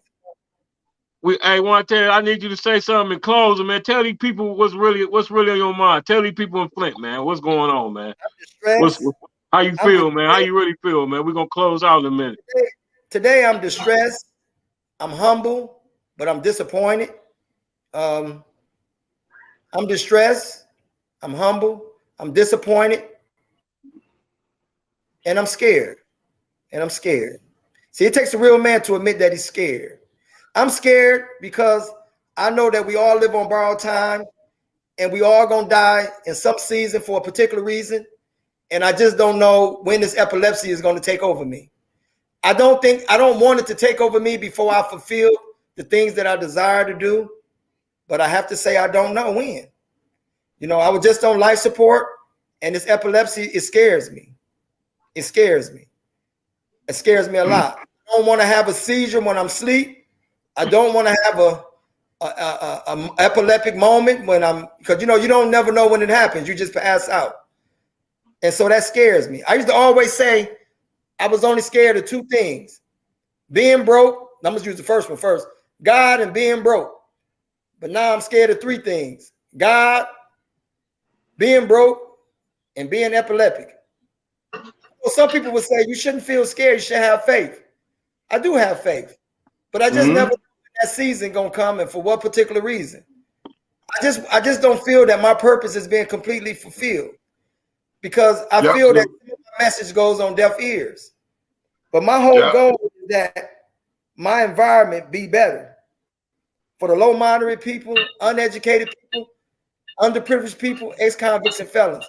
I want our society or my society to be much better tomorrow than what it is today.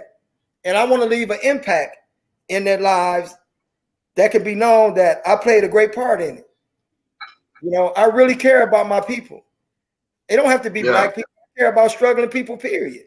You know, white people wouldn't say that, but I care about all people, all race, all genders. You know, white people wouldn't say that. But through my humility, I say that because all people live on this earth. And we all suffer in some shape, fashion, and form. We all suffer. It's just that white people don't want to acknowledge. White people just don't want to acknowledge that we live in this earth too. You know, some do. Some do. And I honor those that do. I'm not saying all white people is biased towards us. They're racist towards us. I'm not saying that because you got some that care for us. You got some that fight for us. You got some that stand up against their racist friends and say that they're wrong. But me overall, to speak about me, I care about all people because I don't want to be something that I have a disdain or dislike towards. I don't want to be similar to them. But we always say white people racist, they biased, they prejudiced. I don't want to be like that. I don't want the mirror to be turned back on me. But I do want to be able to be impactful to all people on this earth. To all. Well, I'm going to lead this I'll tell you this. I'm going to speak life over you. You'll live a long, successful life. And you will continue to be healthy from now on. And your seizures will subside, you know, and you don't have to fear anything. You know what I'm saying? Because fear deteriorates faith. You know what I'm saying? And God said you should have no fear. You know what I'm saying? So kick that shit, you know what I'm saying, right out your mind and fill it with all the things that you are going to do great for us people of the world. You know what I'm saying? We enjoy you as a person. We thank you for all your sacrifices. You know what I'm saying? We enjoy your smile. Keep smiling for the world. You know what I'm saying? And defeating these demons. You know what I mean? Because we need people like you to stand up and fight for us, man. You know, and then, you know, all that you've been through, that getting that time, you man, look, man, you took the time, and that was some stand-up shit. You know, me, I'm fighting, I'm going to court, I got a lawyer, pretender, I'm coaching his ass. But to get all that time, you know what I'm saying, and then to come back and be the head over the person that gave it to you. You know what I'm saying? That's called retribution. I want to say that too, because I think that was on the last segment. You know, I became the boss to Judge Fullerton, who sent me away for 22 to 50 years. I remember her telling me when she sentenced me, young man, you should be better, have a better way of thinking when you come home. It was to that nature. That bitch sent me to prison. But this the motherfucker. Right? 22 to 50 though. He gave me 22 to 50, and in 22 years I became her boss. Ain't that something? And look, she gave him 22 to 50 on a murder for rape for murdering the guy that raped his mom, and she's a fucking woman. That lets you know she didn't even read the case. But hold on, let me tell you this. In 22 years, I became her boss. That's what I'm saying. And then 22 years later, he becomes her boss. Her boss. Yeah. In 22 years. Not only did I become her boss, I became her husband boss too, because he was our lawyer for city council. I became his boss too. Right. I didn't tell you that part. I became her husband boss, and I became her the beauty in it all. But look at the numbers. Hey, Wantaz, that's the bitch that sent me to prison too. I became her boss. And one day, let me tell you this, brother. And one day, she gonna have to suffer from karma, because she did a lot of bad things to black people. Yeah. And one day she gonna have to suffer. She gonna have to live up to that karma. See, sometimes we walk our way into karma. She walked her way into karma. And one thing, she can ask for forgiveness, but it still don't stop God from pulling that belt out. No, he forgive you, but he pulled that belt out. That was one of those moments. Yeah. That was one of those moments. 22 she went back and looked. 22 to 50. I guarantee you, after she seen you that night, she went back and looked at that case. And when she looked at that case, then she felt sick. Yeah. 22, she gave me 22 to 50. And then in 22 years, I became her boss. Right. Numbers never lie. Numbers never lie. I did that 22, but in 22 years, I became your boss. I controlled your bankroll. I controlled your paychecks. Yeah. See, one thing about legislators, we create the law, she enforce it. But she can't never enforce something that we don't make. You know, brother, I appreciate this moment. I really do. And I hope that I was able to expound on a lot of things that people from the day can be educated on. Did anybody ask you any more questions that I didn't ask? Let me go back and look. Hold on. Because I can do this all day. Hold on.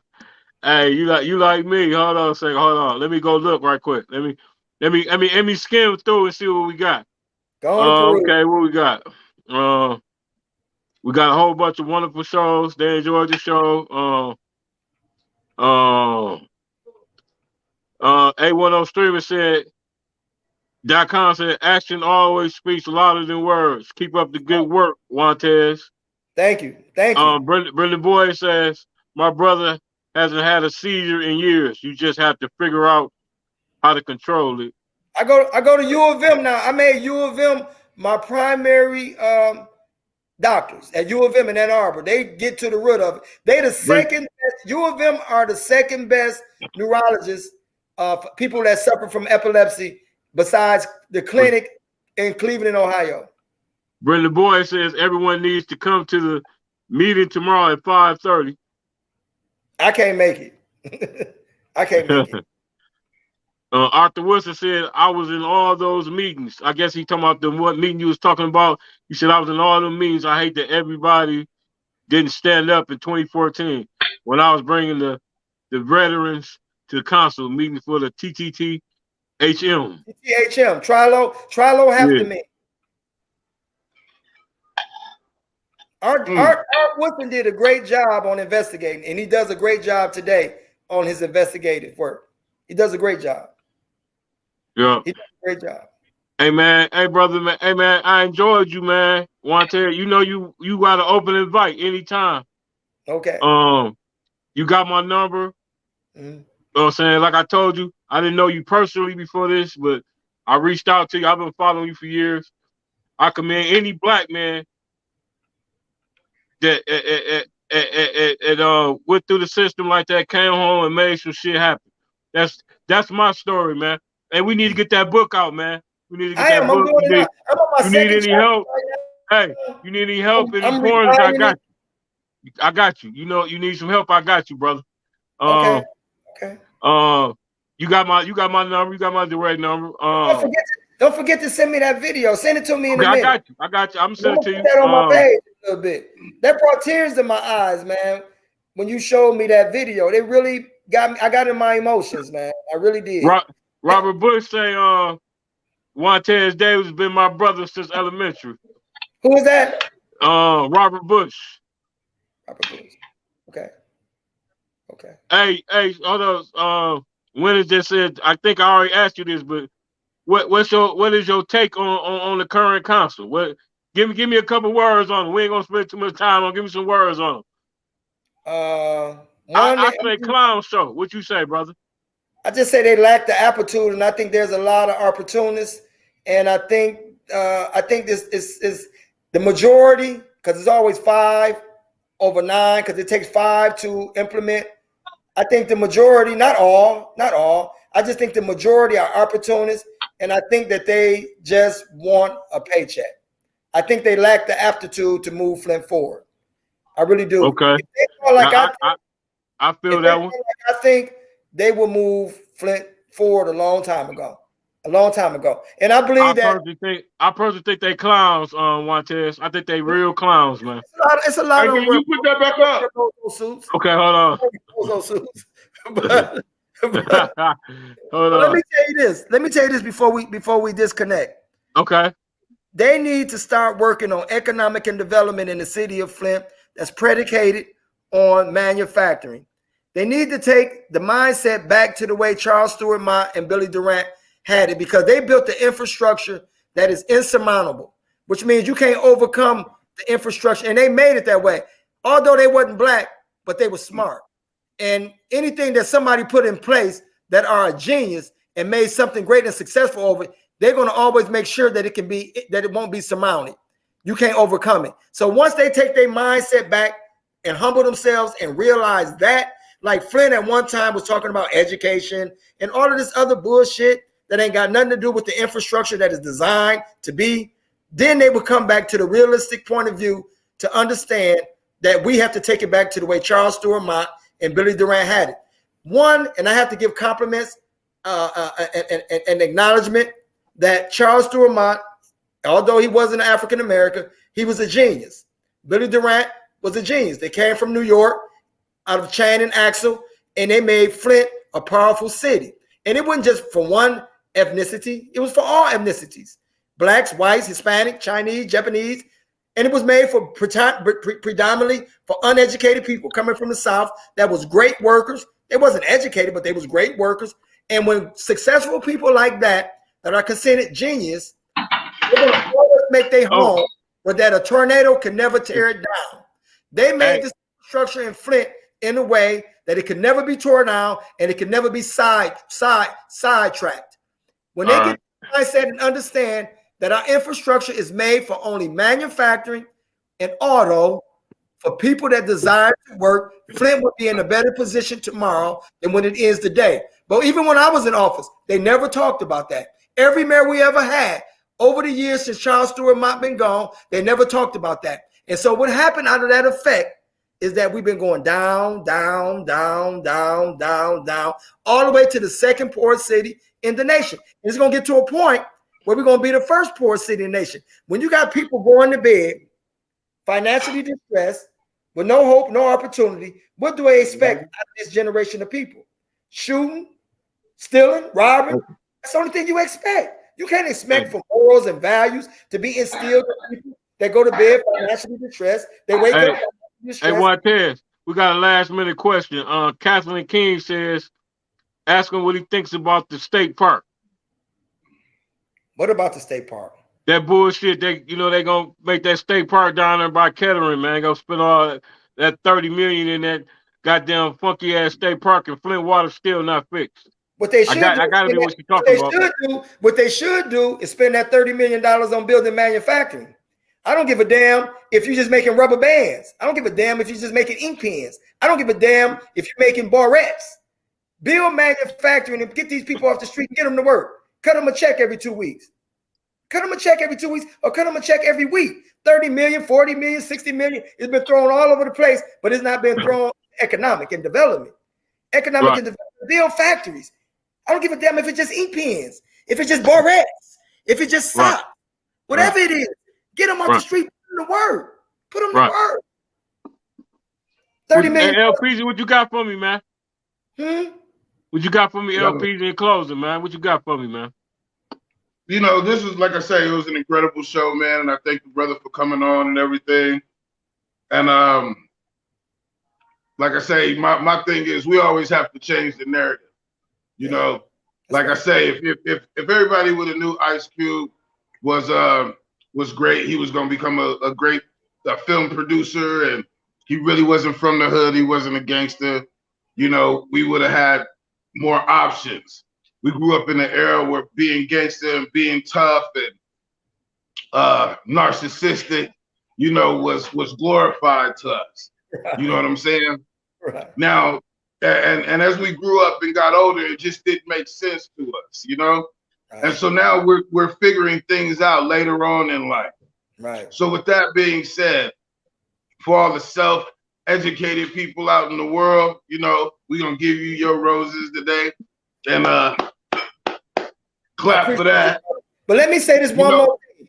Although I don't agree if it's true, let me just say if it's true, because sometimes other people draw the narrative of you.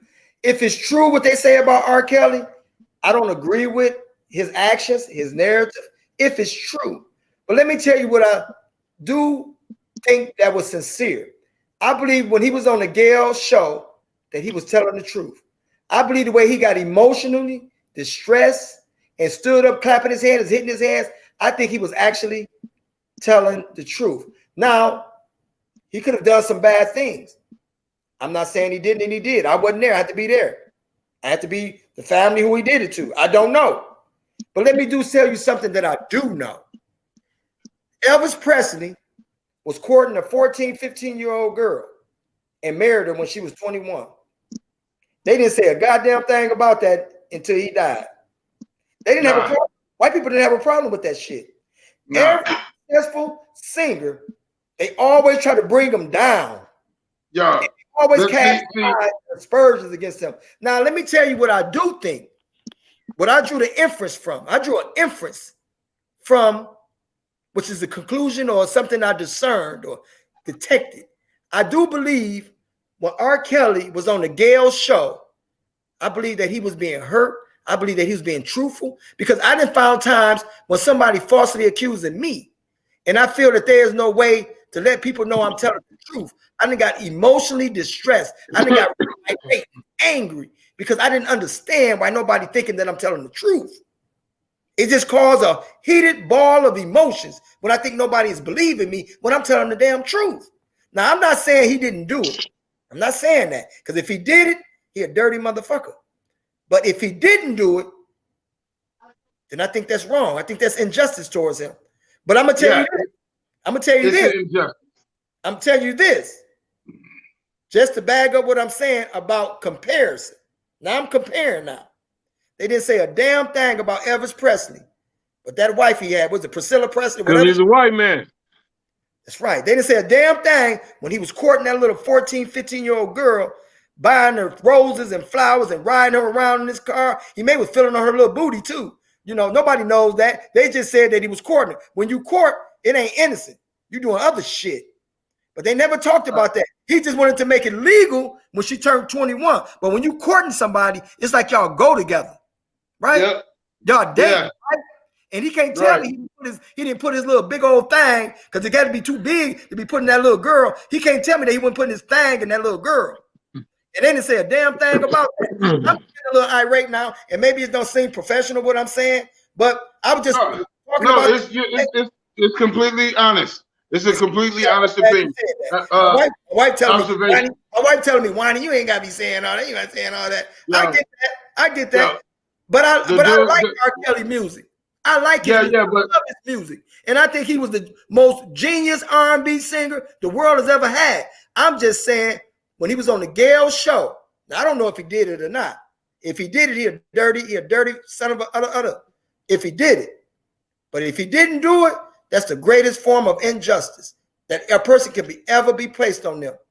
But but check this out. So let me give you the little quick run on that, because I got to get ready to go. So check this out. R. Kelly is responsible for 40% of the music that was produced in the 90s. Thus, he owns Michael Jackson catalog. You know what I'm saying? And Michael Jackson's catalog had a few other people's music in it. So this man had over. Remember, he started doing the remakes to like the old music, like the 1950s music. He owns all the rights to that shit. He went back and bought all that music. So when the music industry collapsed, there was no money to be made. That's why there ain't no record labels anymore. You know what I'm saying? That's why we don't have all this new music coming out anymore. He controls probably about 70% of the music that's able to come out and they're able to recreate. Okay? So whoever he pissed off, you know what I'm saying? They got his ass wrapped in duct tape. So what it is like, so the prosecutor can prosecute anybody from in their district, because there's no laws of statute on it, right? Right. So what they did was, when he caught the case in Chicago, then they started putting them all on his tour route.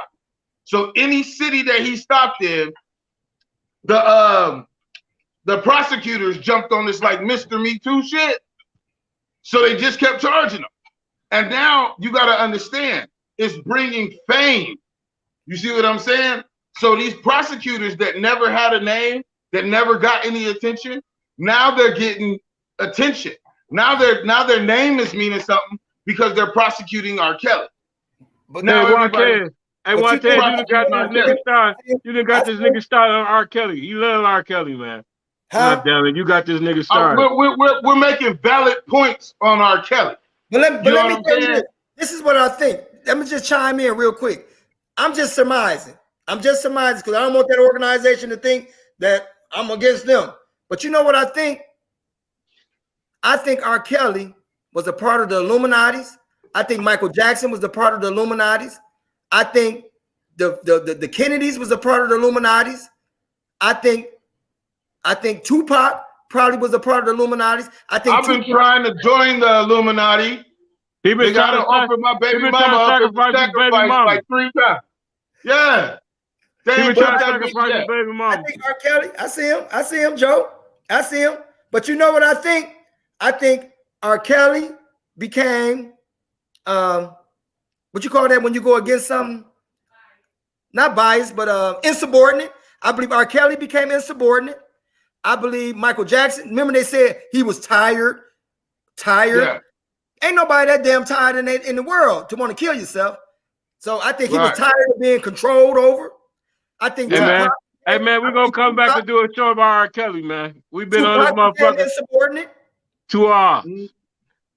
Hey man, I'm gonna leave y'all with this. Hold on.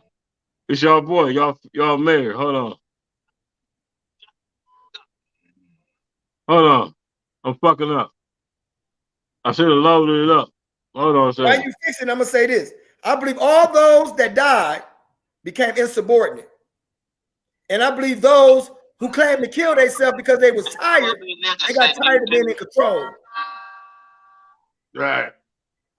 That makes sense? Nobody talking while I'm talking, so shut the up. My name is Uncle Ruckus. I will be nigga sitting you two until your grandfather returns. Your granddaddy picked me because I am a licensed zoologist. I have studied a variety of wild animals, and the African male is by far the most savagely cunning. This is an opportunity to observe you niggas in your natural habitat and collect data. But be warned, whatever nigga trickery you got up your sleeves does not affect me. I had to hit him with that. You stupid, man. You I had stupid. to hit him with that, man. Hey, man, I enjoyed you, Wantaz. We've been on here hour 45. Yeah, we did enough. Hey. We did enough, man. Who number is this up here? Oh, that's my number. That's my other number. Oh, you could have texted that to me. You know, you don't want everybody to see that. Yeah, that's the call-in number. That's the call-in number. Oh, hey, man, the hood got to say the hood, man. Anybody else call in? Did anybody else call in? Hey, man, I need y'all to stop falling for the banana and tailpipe smoking mirrors bullshit, man. Hey, get like Wantaz says, man. We need to give each other our flowers while we still here, man. The hood gotta say the hood. We speak for the streets. D hunkies, these white people playing chess, not checkers. Vote Karen Weaver. Shit. What else, LP? Vote Karen Weaver. What else, LPG? When you vote Karen Weaver, be courageous. Vote Karen Weaver, we just got to tell her and advise her on what to do right this time, which she didn't do yesterday. You know, that's do it. Right this time, do this and do that, what you didn't do yesterday, because we gave you another day. You was here Monday, but we made Tuesday better. And if she don't make Wednesday, Thursday, and Friday better, we just don't vote her in no more. Then I might run. I might run on the next one. Hey, well, you heard it right here. Hey, man, we speak for the streets, man. Well, check this out. What? Time to say goodnight to all my Negro friends. Be encouraged. Be amazing. Become incredible. Do something for your neighbor. Love thy neighbor. And me too. Send me some Cash App money or something. How much your boy? I'm out of here. Money. That's right. Joe, send me that video ASAP. I got you. We out this bitch, man. We out of here. Peace. Wherever you gone crazy. You are now tapped in with the most realist and controversial show on the net. Flint After Dark Podcast. We speak for the street. We speak for the street. Yeah.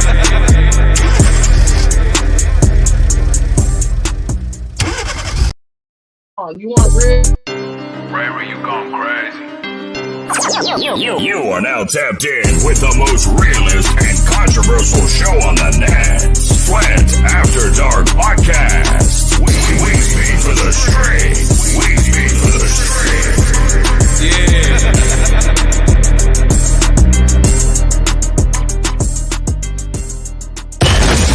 You're now rocking with Terrence Sale on Flint's #1 online podcast, Flint After Dark. We speak for the street. It's your boy, Terrence Sales, a.k.a. Mr. Speak for the Streets, a.k.a. Big T, and you locked in to the #1 podcast in Flint, Michigan, Flint After Dark. We speak for the streets. With my co-host, LPZ. We the new dynamic duo. We speak for the street. Peace. Yeah.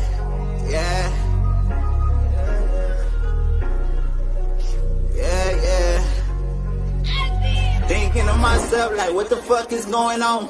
Asking God for help, like what the fuck I'm doing wrong. He ain't giving me no answers, I figured it out myself. Got tired of asking questions, I'm tired of looking for help. Man, I can't win for losing, I'm steady taking these losses. Had to bury greed and cheat, same week, 2 different coffins. Man, that shit'll traumatize you when it ain't trying to. Everybody shedding tears, you trying not to cry too. They say they feel my pain, but they don't know how much I'm hurting. Mama told me pray, it usually help, but it ain't working. Just the numbness pain, I'm popping Perkins by the 30s.